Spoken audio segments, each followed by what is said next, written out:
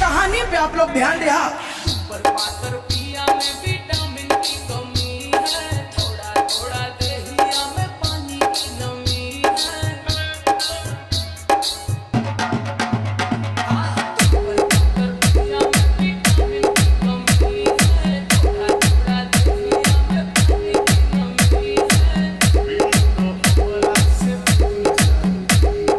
बस बस कभी प्यार से